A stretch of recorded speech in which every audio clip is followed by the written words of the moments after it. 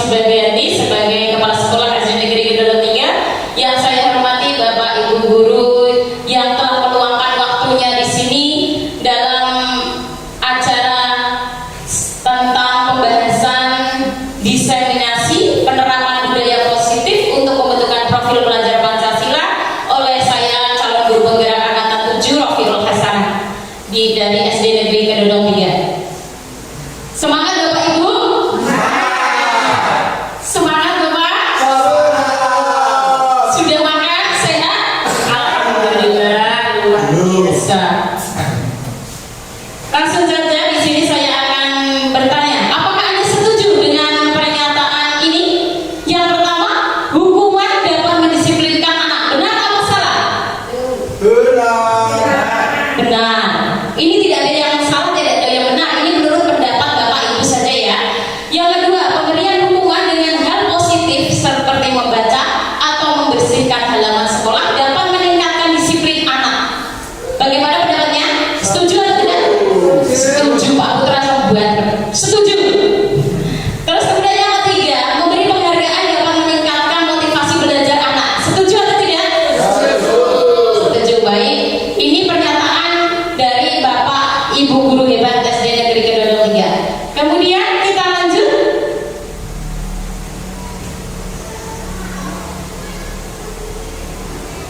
Apa itu budaya positif? What is budaya positif itu apa? Menurut Bapak Ibu budaya positif itu apa? Tentang apa? Yang disampaikan tadi ya Bu Eni bilang kedisiplinan. Bisa itu kedisiplinan boleh. Kemudian mari kita bahas. Budaya positif adalah nilai dan kebiasaan di sekolah yang berpihak pada murid tentunya agar mereka dapat berkembang menjadi pribadi yang kritis, penuh hormat dan bertanggung jawab sesuai dengan profil pelajar Pancasila sesuai kurikulum baru kita ya. Kita semuanya menuju ke profil pelajar Pancasila, itu tujuan utamanya. Kemudian konsep utama budaya positif. Ada beberapa konsep di sini, ada 7 konsep. Yang pertama tentang perubahan paradigma belajar. Yang kedua tentang disiplin positif, motivasi perilaku manusia, kebutuhan dasar manusia, posisi kontrol restitusi, keyakinan kelas dan segitiga restitusi. Apa saja itu semua nanti kita bahas.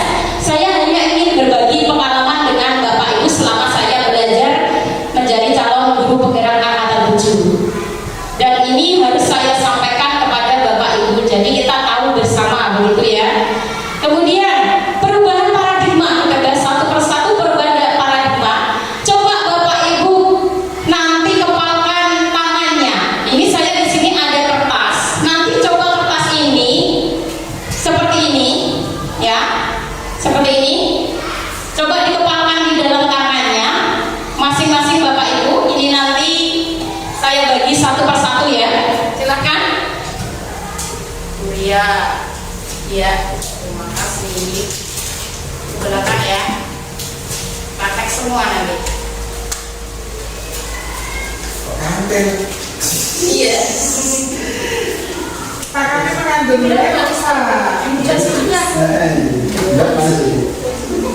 Kasih. Ini. Coba ikuti saya. Tangannya di genggaman semua seperti ini. Nah, coba ini kita dengan samping kita atau dengan depan kita salah satu melepas dari genggaman tangan kita. Coba Bapak Ibu hadap ke depan. Misal Buria dengan Pak Putra. Pak Putra lepas tangan Buria itu. Pertahankan. Jangan bisa dilepas semaunya. Pertahankan, jangan mau dilepas Pak Putra. Coba dilepas tangannya Buria buka. Tangannya. Nah, gitu. Iya.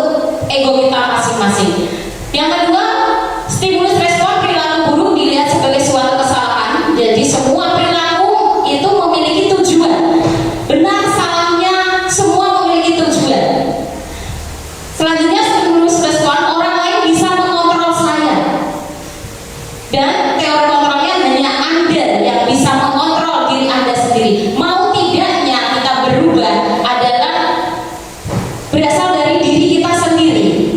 Selama kita bisa mengontrol diri kita sendiri, maka kita akan bisa membantu orang lain untuk berubah lebih baik. Kemudian saya bisa mengontrol orang lain.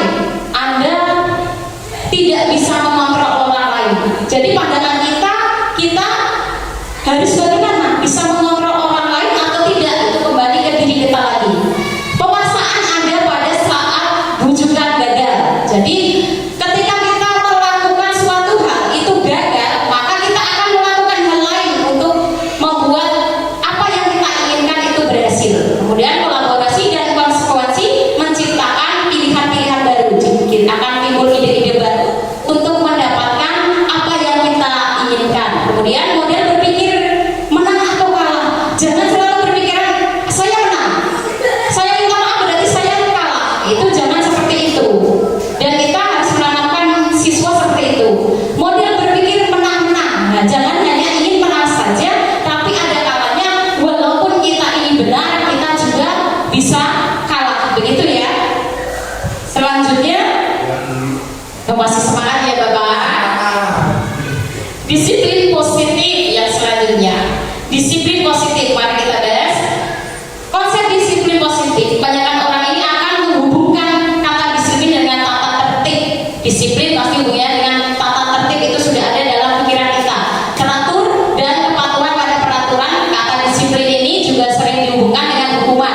Padahal ini disiplin sesungguhnya itu berbeda. Kata belajar dengan disiplin positif tidak harus dengan memberi hukuman, ternyata Bapak Ibu. Anggapan kita selama ini bagaimana? Pasti dengan murid, jika dia kita hukum pasti dia akan jeda. Pikiran kita pasti selama ini seperti itu kan? Nah, bahkan orang dewasa juga seperti itu. Justru itu hukuman ini adalah salah satu alternatif terakhir dan bahkan tidak perlu digunakan sama sekali setelah kita nanti mempelajari segitiga restitusi di sini ya. Selanjutnya,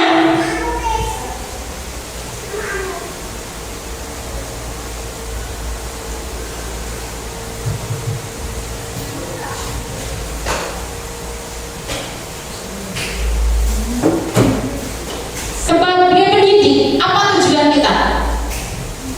Bapak Ibu guru hebat di sini sudah mendidik berpuluh-puluh tahun ya, sudah pengalamannya sudah sungguh luar biasa. Apa tujuan kita sebenarnya dalam mendidik anak kita ini di sekolah kita tercinta SD Negeri Kedondong 3? Apa tujuannya? Pasti kan mempunyai tujuan masing-masing, bukan hanya sekedar guru menjalankan tugas sebagai guru, tapi pasti ada tujuannya ya. Salah satunya adalah menciptakan anak-anak yang memiliki disiplin diri sehingga mereka bisa berperilaku dengan mengacu pada nilai-nilai kebajikan universal.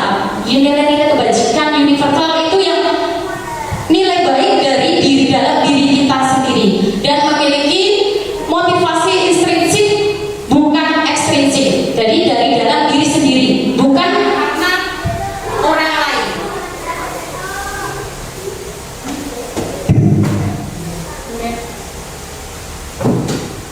Cek. Lanjut ya.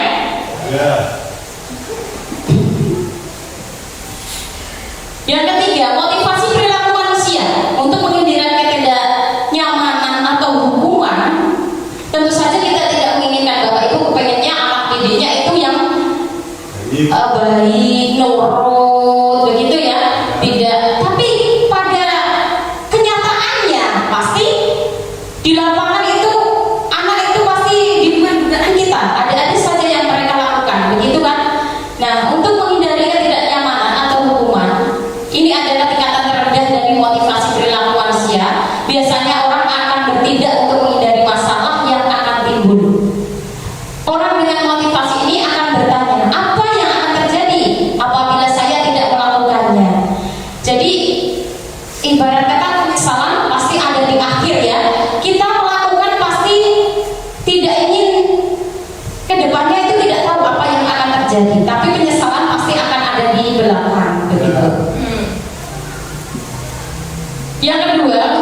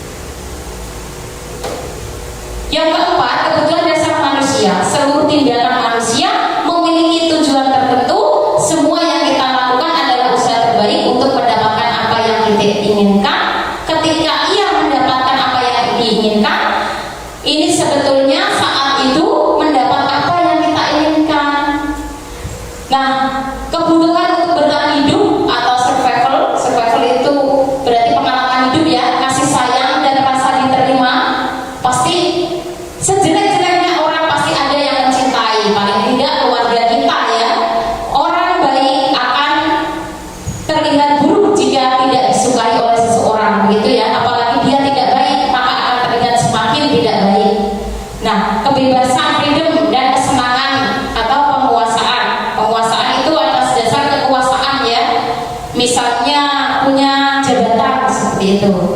Kemudian kebutuhan dasar manusia yang kelima, ini ada kebutuhan bertahan hidup tadi, cinta kasih. Lanjut. Kebutuhan dasar manusia, penguasaan tadi sudah ya, kesenangan, kebebasan. Kemudian 5 posisi kontrol. Ada ini dari Diari Gosen, penghukum, pembuat rasa bersalah, dan teman, pemantau. Ini harus dimiliki oleh seorang guru sebagai pendidik. Yang pertama penghukum. Penghukum ini biasanya menggunakan kata patuhi aturan saya atau ancaman. Awas kalau kamu besok tidak berangkat, maka akan berburu hukum. Nah seperti itu. Ini penghukuman. Kalau membuat rasa bersalah biasanya ini lebih lembut bahasanya. Contohnya ini pada posisi ini, gimana coba kalau orang tua kamu tahu kamu berbuat begini, jadi lebih rendah bahasanya. Terus teman, guru bisa menjadi teman untuk muridnya. Di sini tidak akan menyakiti murid, namun akan tetap berupaya mengontrol murid melalui persuasi sebagai teman. Nah, misal ayo, tolonglah, bantulah nak, tolong dikerjakan, tolong menulis, seperti itu sebagai teman. Kemudian sebagai pemantau, ini memantau berarti mengawasi ya, sanksi atau konsekuensi apa yang akan diterima. Sebagai manajer ini yang paling tingkatan paling baik, posisi di mana guru berbuat sesuatu dengan murid, mempersilahkan murid, mempertanggungjawabkan perilakunya, mendukung murid agar menemukan solusi. Jadi tidak semata-mata hanya kita yang memberi solusi, tapi murid juga harus menciptakan ide-ide solusi bagaimana atas masalah yang dilakukan. Apakah kamu meyakininya? Apa rencana kamu untuk memperbaiki hal itu? Nah, seperti itu bahasanya.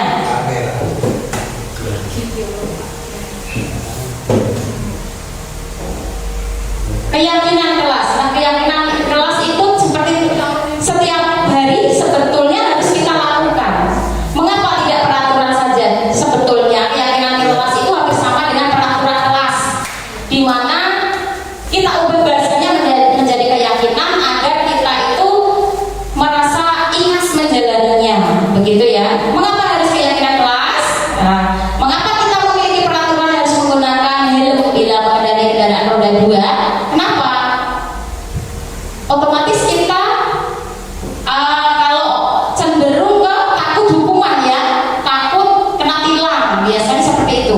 Tapi kalau saya pribadi, saya kemanapun selalu menggunakan helm, ke kampung pun menggunakan helm. Mengapa kita memiliki peraturan 3M, menggunakan masker saat corona ya, mencuci tangan dan menjaga jarak? Mengapa kita memiliki peraturan harus datang tepat waktu pada saat mengikuti pelatihan? Nah, ini cenderung kita itu biasanya takut dengan sanksi, begitu ya, untuk mendukung motivasi intrinsik. Kembali ke nilai-nilai keyakinan, lebih menggerakkan seseorang dibanding mengikuti serangkaian peraturan-peraturan. Lanjut. Keyakinan akan lebih memotivasi seseorang dari dalam atau memotivasi secara intrinsik. Nah, seseorang ini akan lebih tergerak dan bersemangat untuk menjalankan keyakinannya daripada hanya sekedar mengikuti serangkaian peraturan. Bedanya lebih tidak ikhlas kalau hanya peraturan, bukan dari dalam hatinya sendiri tidak berubah, akan terpaksa, ada keterpaksaan dan itu akan berasa berat ya. Ya. Benar. Berat sekali ya Kuria ya. Oke. Kalau pembuatan keyakinan kelas, nah ini caranya Bapak Ibu ya. Keyakinan kelas hendaknya bersifat abstrak dan dituliskan berupa pernyataan-pernyataan universal. Pernyataan keyakinan kelas senantiasa dibuat dalam bentuk positif. Hendaknya tidak terlalu banyak biar mudah dipahami, dimengerti. Iya, seperti halnya kontrak kelas ya, betul. Dan ini hanya bahasanya yang diubah biar kita lebih ikhlas, yakin begitu ya. Nah, lingkungan ini sesuai dengan kondisinya. Lingkungan kita di desa akan kita sesuaikan bagaimana, beda dengan yang di kota begitu ya. Semua warga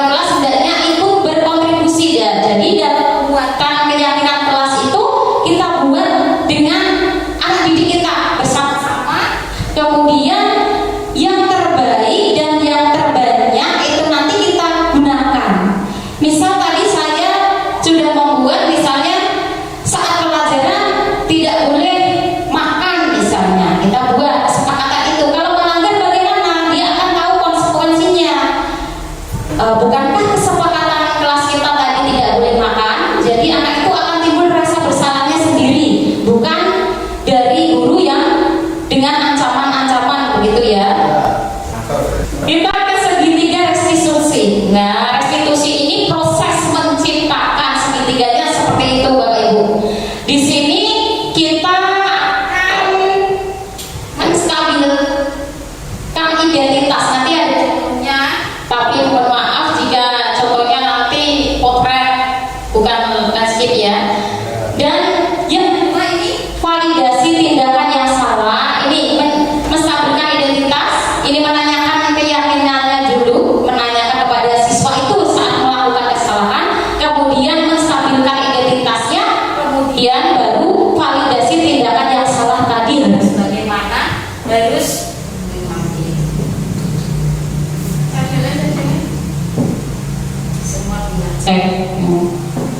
restitusi adalah proses menciptakan kondisi bagi murid untuk memperbaiki kesalahan mereka sehingga mereka bisa kembali pada kelompok mereka dengan karakter yang lebih kuat. Terus restitusi ini juga proses kolaboratif yang mengajarkan murid untuk mencari solusi bersama-sama guru tadi ya apabila melakukan kesalahan. Nah, ini apa yang mereka inginkan kita tanya. Bagaimana mereka harus memperlakukan orang lain, ini harus kita tanyakan pada muridnya.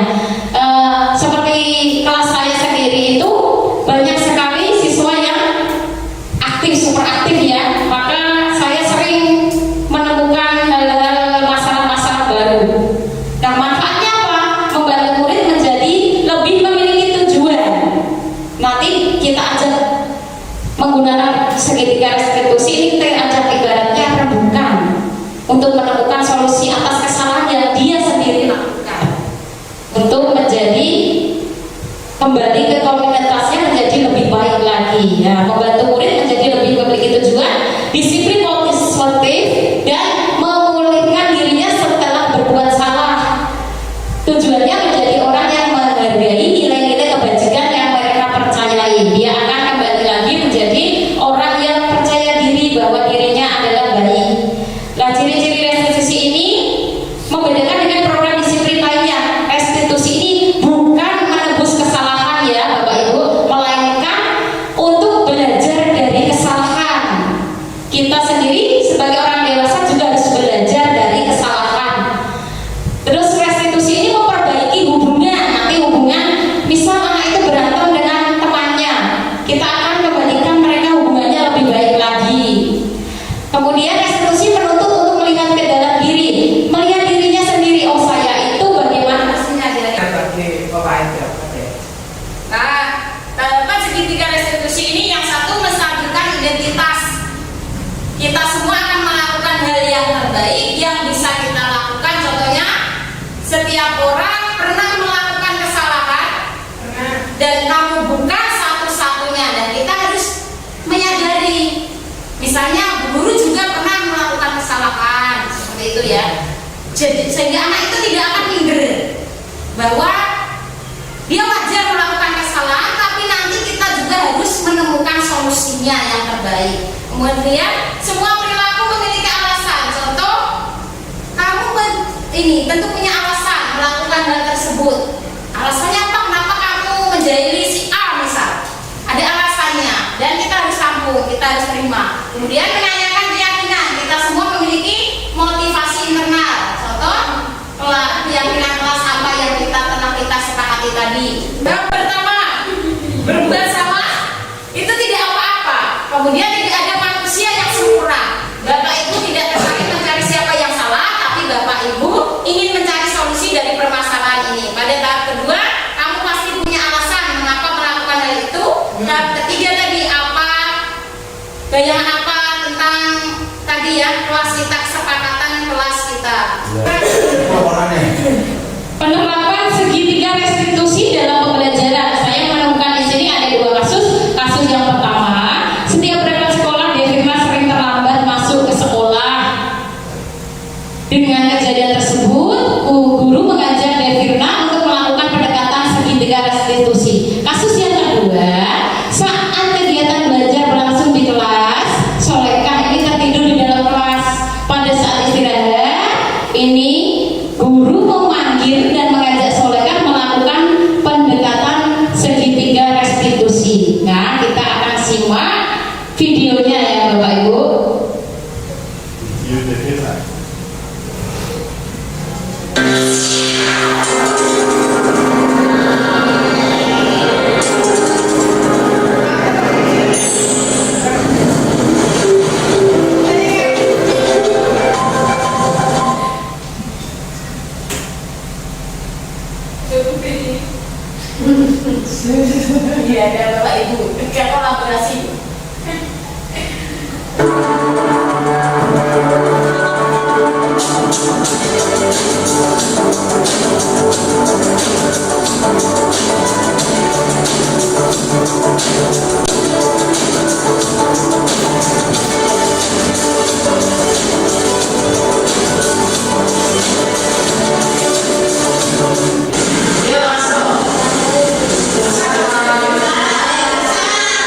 Jadi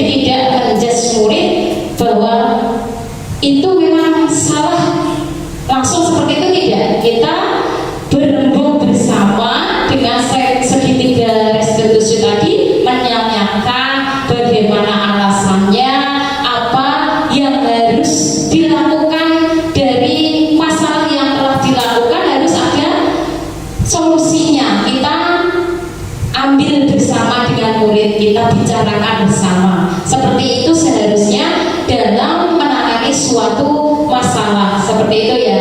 Jadi bisa dirubah pandangan kita tentang hukuman, sebaiknya tidak kita lakukan kalau tidak memang benar-benar diulang seperti itu. Saya sebagai calon guru penggerak angkatan 7 sudah mencoba seperti itu. Semoga Bapak Ibu guru yang lain yang sangat hebat di SD Negeri Garuda 03 ini bisa juga melakukan hal seperti itu. Kita gunakan dengan cara yang baik, jangan langsung sesuai emosi kita keluarkan seperti dahulu. Saya sendiri masih belajar dan saya hanya berbagi, begitu ya Bapak Ibu. Nah, tenangkan hati dan pikiran, hadirkan rasa ingin tahu kita sebagai seorang guru, terus belajar, syukur dan rasa bahagia tentunya harus ada dalam diri kita. Karena bahagia itu maka kita akan termotivasi untuk mengajar dengan cara yang menyenangkan dan dengan merdeka belajar, begitu ya Bapak Ibu. Nah, demikian. Thank you for listening and watching. Salam dan bahagia sebagai guru penggerak, bergerak dan menggerakkan. Terima kasih. Assalamualaikum warahmatullahi wabarakatuh. Ada sesi terakhir Bapak Ibu, boleh mengajukan pertanyaan, boleh silakan Bapak Ibu, ada sesi pertanyaan, silakan. Ayo Bu. Oh iya. Silakan juga berebut Bapak Ibu. Cek. Angkat coba sebelah biar kelihatan. Aku ada nasihat. Terima kasih atas kesempatan yang telah diberikan. Sebelumnya tadi berdasarkan ada kalimat menyatakan keyakinan kelas. Saya dari beberapa tahun sebelumnya sudah membuat namanya kontrak belajar untuk siswa. Jadi ada reward and punishment. Kalau anak melaksanakan ini, anak mendapatkan ini. Kalau misalkan tidak dilaksanakan, itu akan mendapatkan ini. Dan punishmentnya pun saya berikan pilihan. Ada yang pulang terlambat karena ada tambahan pelajaran, ada yang karena hafalan surat-surat pendek. Intinya punishmentnya itu hal-hal yang positif. Karena kita kan tidak boleh menggunakan fisik. Ya, tapi kadang nih saya menggunakan fisik dengan tujuan ya untuk kesehatan anaknya itu sendiri di lapangan itu kan juga bermanfaat untuk fisiknya. Tapi dilihat anaknya itu mampu apa tidak. Nah, pertanyaannya itu Bu, saya sudah membuat kontrak belajar seperti itu, tapi kadang ada anak itu yang masih bandel. Nah, ada anak yang masih belum bisa untuk melaksanakan kontrak belajarnya itu. Sekali, dua kali tidak mengerjakan PR, bahkan lebih dari sekali, dua kali. Dan dia pun juga mendapatkan punishment dari kontrak belajar itu, tapi masih saja diulangi. Terima kasih, mohon minta solusinya kepada Bu Rofi. Sekian dari saya dan wassalamualaikum warahmatullahi wabarakatuh. Terima kasih Bu Mila, kita berikan aplaus untuk pertanyaan dari Bu Mila. Saya akan mencoba pertanyaan tersebut karena saya juga sebagai guru kelas selama ini 12 tahun saya mengajar juga menghadapi seperti itu Bu Mila. Pada awalnya kembali lagi ke motivasi dari diri kita pribadi tadi ya. Tadi sudah saya jelaskan bahwa motivasi intrinsik dari dalam diri siswa itu sendiri untuk berubah itu harus ada. Dengan tadi kita terapkan dengan segitiga restitusi itu, memang kalau siswa itu memang tidak berlebihan tingkat kenakalannya atau apa atau keaktifannya dalam hal yang tidak baik, itu masih bisa kita sikapi dengan segitiga restitusi tadi.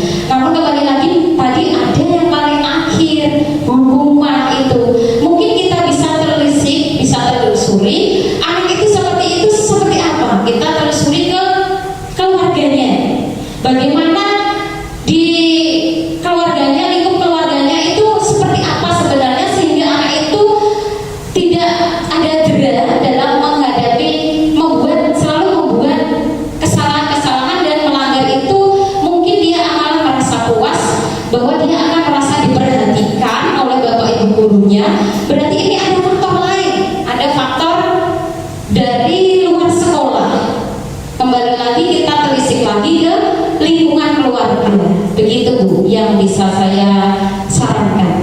ya mungkin ya. Nah, terima kasih. Mungkin bisa, kalau dulu memang namanya kontrak kelas kalau dulu. Kalau sekarang diubah menjadi bahasanya keyakinan kelas, karena biar tadi kembali lagi biar lebih ada ketulusan dari dalam hati untuk melakukan hal itu yang kita buat bersama, kita sepakati bersama, dan harus kita kerjakan bersama, begitu. Nah, terima kasih. Coba silakan, ada kedua? Sudah. Oh, sudah. Terima kasih atas waktunya Bapak Ibu. Terima kasih atas dukungannya selama saya mengikuti calon guru penggerak. Wassalamualaikum warahmatullahi wabarakatuh.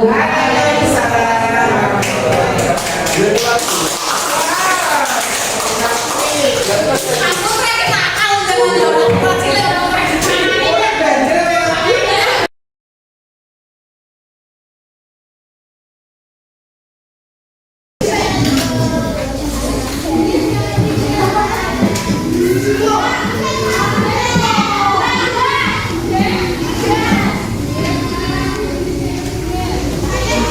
Assalamualaikum warahmatullahi wabarakatuh. Waalaikumsalam warahmatullahi wabarakatuh. Good morning, student. Good morning, Mom. How are you today? I'm fine, thank you. And you? I'm fine, thanks. Coba semuanya berangkat semua ya? Ya. Alhamdulillah, luar biasa semangatnya.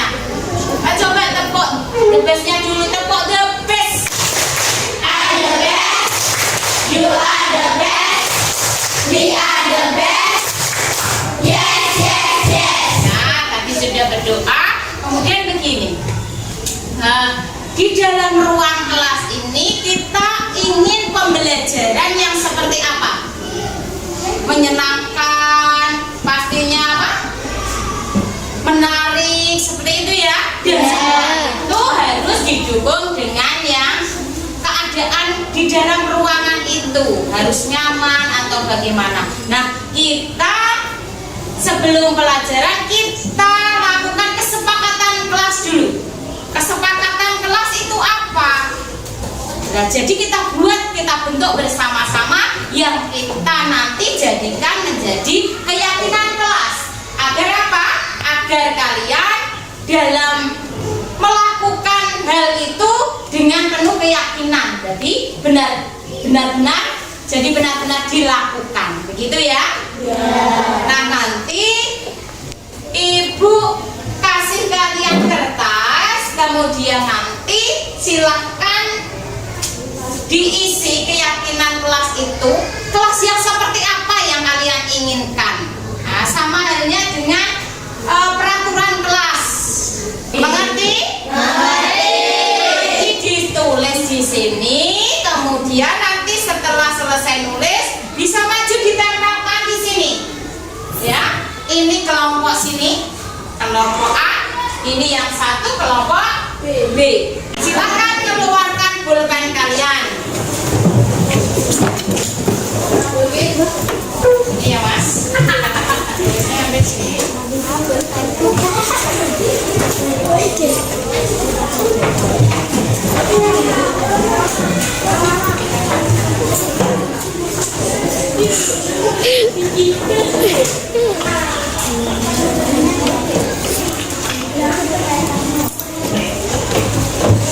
Silakan ditulis sebagai keyakinan kelas kalian nanti ditempel. Ini kelompok sini pakai yang warna hijau ya. Silakan yang warna hijau. Silakan ditulis. Yang lainnya menyusul. Silakan. Ya, silakan yang lainnya. Ayo kelompok B, silakan. Yo, Mas, pakai silakan. Ayo tunjukkan keberanianmu sini. Percaya diri. Langsung tempel, langsung tempel. Sini, silakan ditempel. Ya, ayo yang lainnya. Ayo, ayo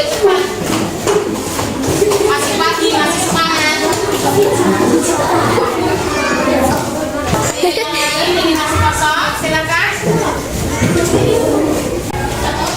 Ayo Mbak Devina, silakan. Tolong dibacakan dari keyakinan kelas masing-masing kelompok. Mbak Devina akan mempresentasikan, membacakan dari keyakinan kelas. Silakan dibaca dari sini. Sini urut ya. Urut. Dibaca pakai cerita yang keras. Tidak boleh membuang kertas di laci. Wah, tidak boleh membuang kertas di laci. Berarti nanti kita tentukan kesepakatannya. Yang kedua, Tidak boleh datang terlambat. setuju? Setuju. Nah, selanjutnya. Tidak boleh terlambat sekolah. Nah, ini berarti hampir sama ya. Ya. Oh, kemudian Tidak boleh berangkat siang. sama, ini tidak boleh terlambat, berarti tiga ini sama. Kemudian Tidak boleh bertengkar sama remaja. tidak boleh bertengkar. Ya, selanjutnya Berangkat sekolah tepat waktu. nah, tepat waktu tadi sama dengan ini ya. Ya, kemudian Berangkat tepat waktu. berangkat tepat waktu sama ini tadi belum. Berangkat di kelas. Ya, lanjut. Tidak membuang sampah sembarangan. Ya, kebersihan ya. Terus, Tidak boleh bicara sendiri. ya, terus. Tidak boleh mencontek saat makan. Ya, tidak boleh mencontek. Masuk. Jangan bicara di kelas. Jangan bicara di kelas kalau tidak penting ya. Tapi kalau tentang pelajaran kita bahas diskusi bersama boleh. Lanjut. Jangan membuang sampah sembarangan. Jangan membuang sampah sembarangan. Berarti kebersihan. Lanjut. Tidak boleh membuang sampah di kelas. Ya, tidak boleh membuang sampah. Berarti kebersihan juga. Lanjutkan. Tidak boleh datang terlambat. Nah, tepat waktu tadi. Jangan membuang sampah sembarangan. Jangan membuang sampah sembarangan. Kebersihan ya. Lanjut. Tidak boleh membuli. Tidak boleh membuli, tidak boleh membuli orang. Berarti jangan mengejek ya. Begitu. Terima kasih untuk kelompok A dan B. Tepuk tangan semuanya. Mari kita bersama membuat kesimpulan dari hasil keyakinan kelas yang kalian buat. Nah, kesepakatan kelas yang kalian buat kita jadikan keyakinan kelas. Yang pertama apa tadi? Harus tepat Waktu. harus tepat waktu. Setuju? Setuju. Terus yang kedua apa tadi? Menjaga ya, tidak membuang sampah berarti menjaga ya, menjaga kebersihan. Setuju tidak? Membuat kelas kondusif. Membuat kelas kondusif itu tenang, tidak ramai, tidak ngomong sedikit ya. Buat kelas kondusif. Biar lebih meyakinkan kamu, jadi saling rukun, saling rukun. Setuju semua ini? Siap kita lakukan? Kita gunakan sebagai keyakinan kelas kita. Setuju semuanya? Kita tetapkan ya, kita beri upload tentang keyakinan kelas yang kalian buat.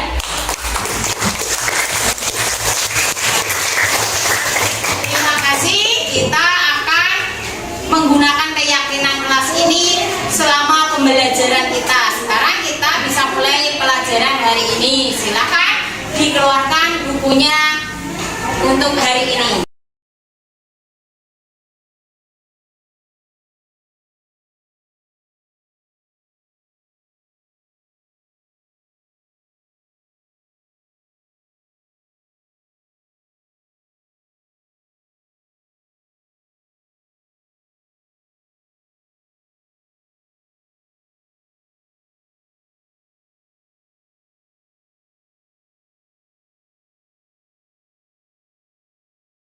Assalamualaikum warahmatullahi wabarakatuh. Perkenalkan, nama saya Divina Maharani.